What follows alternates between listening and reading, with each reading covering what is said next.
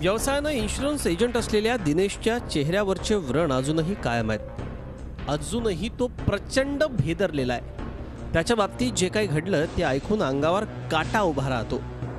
पुणे विमानतळ पोलिसांच्या ताब्यात असलेली ही स्कॉर्पिओ, तिच्यावरूनच सगळं महाभारत घडलंय।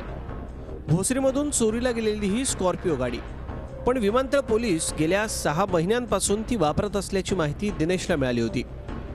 त्या गाडीचा विमा दिनेशच्याच माध्यमातून उतरवण्यात आला होता। इतकंच नाही तर गाडी चोरीला गेल्यानंतर दिनेशनंच मूळ मालकाला विम्याची रक्कम मिळवून दिली होती।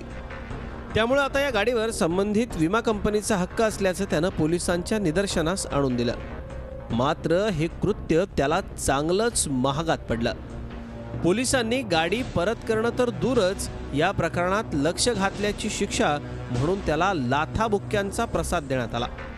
8 लोग आए, PSI चौहान, गणेश, ये हविलदार ये सारस साळवी, विजय शिंदे और ऐसे ही टोटल 8 लोग आए। 3 आदमी 6 आदमी पकड़ लिया और एक आदमी बेल्ट से मार रहा है और एक आदमी लकड़ी से पीट रहा है। बेड़ी लाया, बेड़ी लाने के बाद नीचे उधर ऐसा शकली जैसा बना हुआ है, तो उधर मेरे को दोनों हाथ को बांध के ऐसा नीचे गिरा दी और मैं ऐसा जानवर के जैसा पड़ा रहा, जानवर जैसा पड़ा रहा। तो उसके बाद वो लोग 8 के 8, कोई मुंह में मार रहा है, कोई पैर में मार रहा है, कोई बाल को खींच रहा है, कोई टांग को मार रहा है, कोई ये कर रहा है, ऐसा कोई बेल्ट को मार रहा है। ऐसा कम से कम आधे घंटे तक सब लोग जो भी आ रहा है मार रहा है। खाकी वर्दीतल्या पोलिसांच्या या गुंडगिरीविरुद्ध दिनेशनं पोलीस उपायुक्तांकडे तक्रार दिली आहे।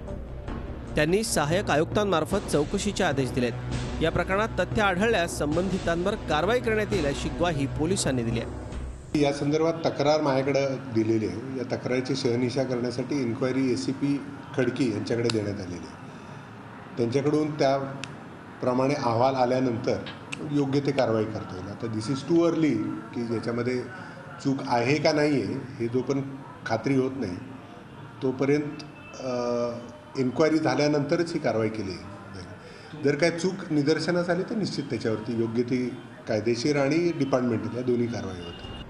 मुळात ही चोरीची गाडी पोलिसांकडे आलीच कशी? चोरीची ही गाडी मूळ मालकाला परत का देण्यात आली नाही? असे अनेक प्रश्न अजूनही अनुत्तरित आहेत। पोलिसांचा कारभार, त्यांची कार्यक्षमता आणि कर्तव्य दक्षता अशा सगळ्याच आघाड्यांवर यामुळे प्रश्नचिन्ह निर्माण झाले आहेत। पुण्यातल्या याच विमानतळ पोलीस स्टेशनमध्ये हा सगळा प्रकार घडला। ज्या गाडीच्या बाबत हा विषय सुरू आहे ती गाडी याच पोलीस स्टेशनच्या आवारात उभी असायची। आज मात्र ती अचानकपणे गायब झाली आहे।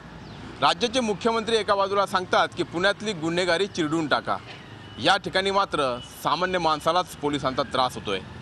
पोलिसच जर गुंडांसारखे वागू लागले तर सामान्य माणसानं बघायचं कुणाकडे, हा प्रश्न आज उपस्थित होतो। व्हिडिओ जर्नलिस्ट प्रदीप खेंगरेसह अरुण मेहत्रे, झी मीडिया, पुणे।